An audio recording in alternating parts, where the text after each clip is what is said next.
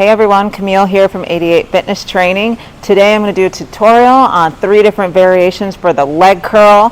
So stay tuned, check it out, and at the end I'll show you which one is the number one for hamstring hypertrophy. So this one's going to be a standing leg curl, and it can be kind of intimidating for some people walking up to this, but it's pretty straightforward. So basically it's a plate loaded leg curl. So right now it's got a 10-pound plate on each side, and then basic setup is you've got a place to put your knee. So I'm going to go ahead and step in here. So you're up like this. You can lean over just like so, and then you're going to bring the leg up and curl. So you want to keep your thigh against this pad here. Helps you to generate force to be able to curl the leg. And as you can see, my hips are pretty neutral here. It's very similar to a standing leg curl, just like that. The key here is to really stretch the leg out and then curl and contract the hamstring as hard as you can. All right, now to switch which leg you're working, all you do is flip this knee pad over. So see, it just articulates left to right. So now I kneel on this one and stand in here, and same thing, curling the other side. Now again, like I said, this one can be kind of intimidating if you're a beginner at the gym and you're not quite sure, but it's, again, pretty simple. You just load up the plates either side, you kneel right in here, and it moves. So let's talk for a second about the kneeling or standing hamstring curl. Most of the research coming back nowadays really supports training muscles in their longer lengths for greater hypertrophy. Now with that being said, the kneeling or standing leg curl is not ideal because the hip is nearly in a neutral position, and so that biarticular motion of the hamstrings is operating at a moderate to even short muscle length, where the passive tension is minimal, and that's not ideal if your goal is hypertrophy at the hamstrings. So this one's a prone leg curl, and all that means is that you're going to be laying face down.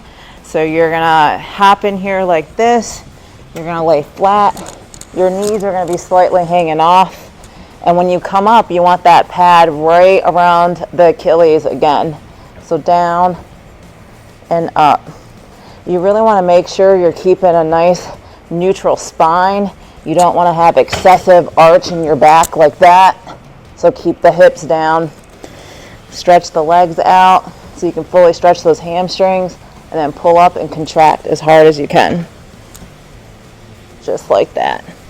Now there's just one adjustment here, and it's just this ankle pad. So you can move it out, in, just like that. Some machines, depending on what you're using, has an adjustment here, so you can drop this down or up to get more range or less range of motion. The lying leg curl is going to be very similar to your kneeling or standing leg curl. It begins at an angle of greater relative hip extension, which means it's the shortened position. And while you may feel like you're training in the lengthened position, that's really just due to the amount of knee flexion that you can achieve in the concentric phase.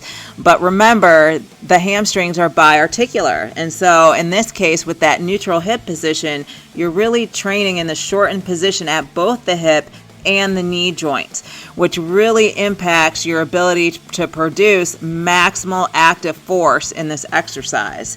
And so that means the lying leg curl is not the most ideal for muscle hypertrophy. All right, so this one's a seated leg curl machine. So you're going to be mostly upright, and I'll show you this. Sit in there like this. I'm pretty reclined here, so I can actually move the back up a little more to be more the upright position. Now, not every machine's going to have this flexibility for you. They're all a little different, but in any case, this is a little better. And then when you're in here, you want to make sure that your knee is in line with the cam of where it's going to articulate. So right about here is pretty good for me. I actually might be a little too far forward, so I would actually get back out and put this one further back, just like that. All right, So now once you're in here like this, you're going to put your feet up here like that, and the ankle pad should be right at the Achilles. So if it's not, you're going to want to move this part in and out, and it usually has some type of adjustment, just like that. All right, so now that that's up there, you can drop the lat pad. Now this one connects down to the shins, but others will be right on top of your lap, right about here. So just like that, pull back and squeeze. And you really want to pull back and contract those hamstrings real good at the bottom. Come up and back down, just like that. Pretty simple. There you have it. With the seated leg curl, your hips are finally going to be in the fully flexed position, and not only that, you're able to hit that full knee flexion. So that combination leads to training the muscles finally in their lengthened states, where you can really maximize the amount of tension throughout the exercise, which is very ideal for muscle hypertrophy. All right, y'all, so there you have it. I took you through 3 different variations of the leg curl. So if you guessed the seated leg curl is the best for hamstring hypertrophy, you were right. It is absolutely the #1 if your goal is to build up that hamstring. And again, the reason why is because we are fully stretched position. We have flexion at the hip, flexion at the knee, and so that allows us to produce a whole lot more force when we're curling those legs back.